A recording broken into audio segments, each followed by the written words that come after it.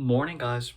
Today we're going to take a look at an EOC level problem for area and perimeter in the coordinate plane. The example we're going to take a look at is found in the document entitled Additional Topic, Area and Perimeter of Composite Shapes, and we are looking together at example number 4. Now, I know it only says find the area. We're actually going to do perimeter and area just as a review, okay?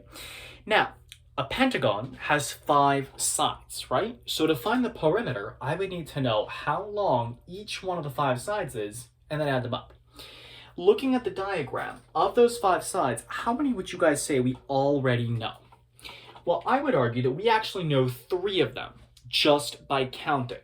And the reason is these 2 are flat, they're horizontal, and this one is vertical. Horizontal and vertical line segments, I can actually just count their lengths without doing any Pythagorean theorem. All right, so I believe that this is 4. Let's count here. 1, 2, 3, 4, 5, 6.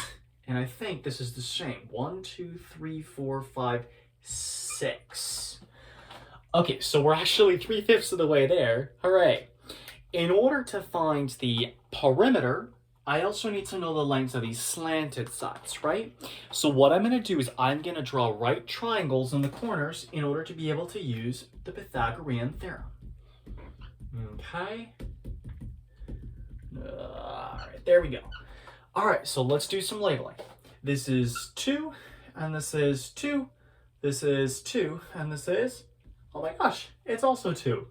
That's actually really nice, guys, because what that means is that each of these is the same. Because they have the same numbers as the sides, they're each the same. So I only need to do Pythagorean theorem once and then double it. Does that make sense, right? I do the Pythagorean theorem once and it's the same thing for this. Let's go. So I'm going to do 2 squared plus 2 squared equals c squared. That means that 4 plus 4 equals c squared. 8 equals c squared. Rad 8 equals c. And of course, rad 8 can be simplified into rad 4 and rad 2. Remember, rad 4 is the biggest perfect square that goes into rad 8, and thus it's just 2 rad 2. So this right here is 2 rad 2, and so is this.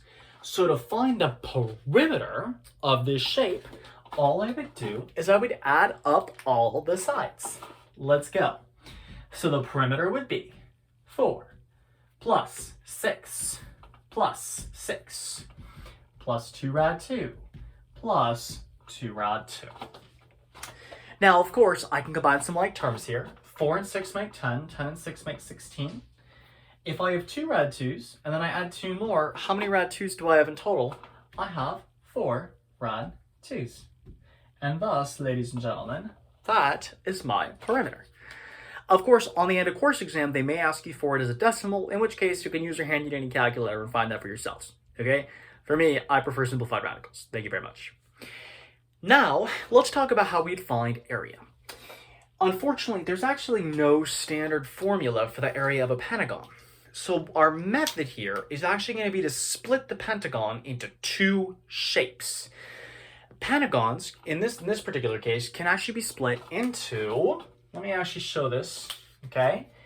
If I draw a line straight down here, a line segment straight down, what 2 shapes, guys, have I actually created? Can anybody tell me? I think I've created a rectangle and I've created myself a triangle. So let me write that down. So the area here is actually going to be the area of a rectangle plus the area of a triangle. Is everybody okay with that basic idea? Now, I happen to know the formula for the area of a rectangle, which is length times width. I also happen to know the formula for the area of a triangle, which is 1/2 base times height. These are formulas you guys learned in 6th, 7th, or 8th grades. Now, let's start doing some plugging in. For the rectangle, the length is 6 and the width is 4. So I'm going to do 6 times 4. For the triangle, believe it or not, guys, the base, if I kind of like tilt my head and look at it this way, the base is this, and the height is just from here to here, that right there, which is 2. So in this case, I would do 1/2 of 4, which is the base, times the height, which is 2. Let's do some math here. 6 times 4 is 24, plus, let's see, half of 4 is 2, and 2 times 2 is 4. So the area of this figure happens to be 28 square units. Now, I should note that this is not the only way you could have done this. There's another method where you could have actually found the area of a big rectangle, so in this case 8 times 4, which makes 32, and then subtracted the area of these two blue triangles. There's even a different way of doing it where instead of breaking it up into a rectangle and a triangle, some of you may have broken it up into two trapezoids by drawing a line straight across this way. That's fine too, all right? There's not one way to do this, but I want you guys to keep this big idea in mind. Composite shapes are just those that are formed from other shapes.